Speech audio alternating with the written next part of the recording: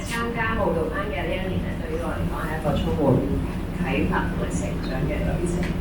呢一年入邊咧，我唔單止學會信仰嘅四大支柱啦，另外最大嘅體驗咧就係愛，女嘅愛啦，同埋天主嘅愛。咁最初我參加舞蹈班咧，係出於對信仰嘅好奇啦，亦都係想感受信仰嘅力量。咁多謝 Isa 生，因為咧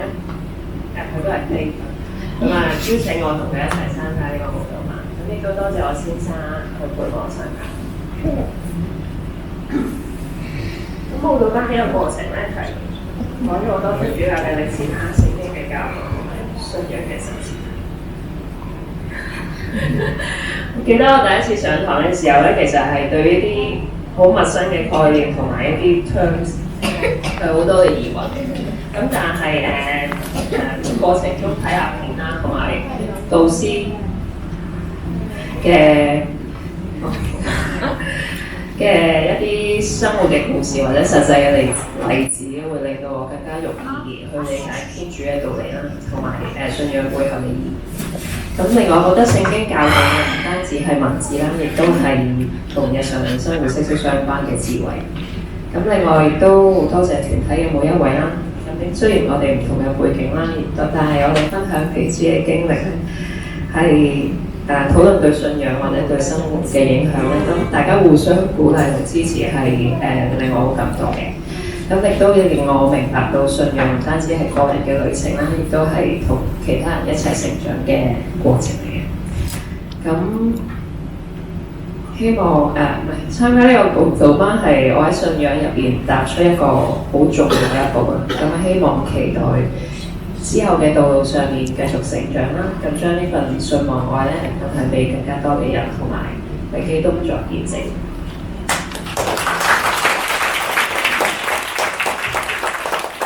咁大家好，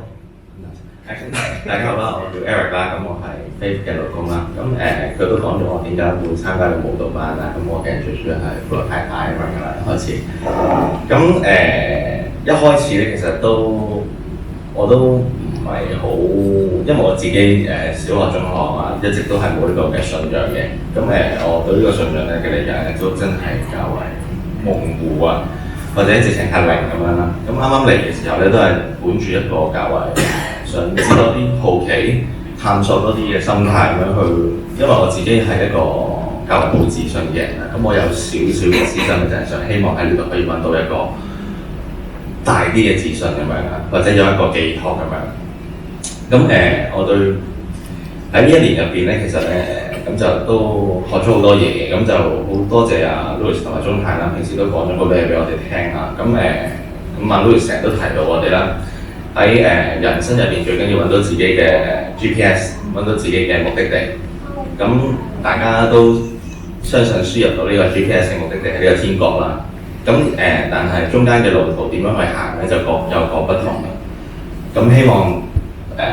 大家都繼續相信上主，咁去安排條最合適自己嘅道路去俾自己。咁每一個課堂咧都會令到我對呢個嘅信仰上面嘅每一樣嘢都好似了解多咗咁樣。咁其實最主要嘅咧就係我明白到而家其實信仰咧原來唔係一個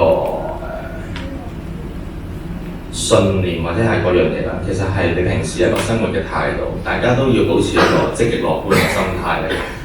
咁呢一個樂觀嘅心態係我覺得喺一年入邊我學到其中一樣係我覺得最值得我或者最值得大家啦去了解多啲嘅一樣嘢。因為每一件事都會有兩面去睇，所以只要自己唔好抱住一個好負面或者嘗試下去用另一個角度睇咧，其實每一件事都會有一個好嘅一面咁樣。咁喺我哋呢個團隊入邊咧，有大人有細路啦。咁呢個信仰咧，俾我哋嘅大家都有唔同嘅感覺，我相信。咁好似小朋友講啦，就係一個俾佢哋一個世界，可能係一個框線啊，一個底線啊，一個框架咁樣啦。咁但係我哋大人其實一直都應該自己都有自己嘅底線，明白佢呢樣嘢好耐。咁對於我哋嚟講，可能係一個反省自己啦、認識自己嘅一個機會啦，或者一個契機啦，咁就可以令到我哋去知道自己日後應該點樣去走啊，條路點樣去繼續落去咁樣。咁喺當中入邊咧，其實我有啲嘢都真係覺得係幾好嘅，就係、有兩個習慣係 Louis 教我哋嘅，就係話要事即做啦，同埋呢個嘅雙贏思維。咁點解咧？因為要事即做，我自己平時就係一個較為懶惰嘅人，我有啲拖延症。咁所以呢一個嘢咧，就即係要事即做，就刻入喺我心入邊，咁就希望我日後就可以勤力啲啦，做多啲嘢就快啲去做啦，完成到啲事情咁樣。咁雙贏思維咧就係、對於大家我諗大家都好簡單嘅，就係凡事諗自己之外都要諗埋對方。咁睇下可唔可以揾到一個方法，就係去做到一個雙贏嘅局面，去解決問題咁樣。咁呢個舞蹈班咧，咁其實除咗係一個俾我哋學習一個聖言嘅地方咧，咁我覺得更加係一個心靈上面嘅成長嘅一個地方。咁因為好似頭先咁講啦，所講咗好多嘢，咁其實可能係都係出自於聖言嘅，咁但係其實可能係大家靠過自己嘅反思啊，或者係一啲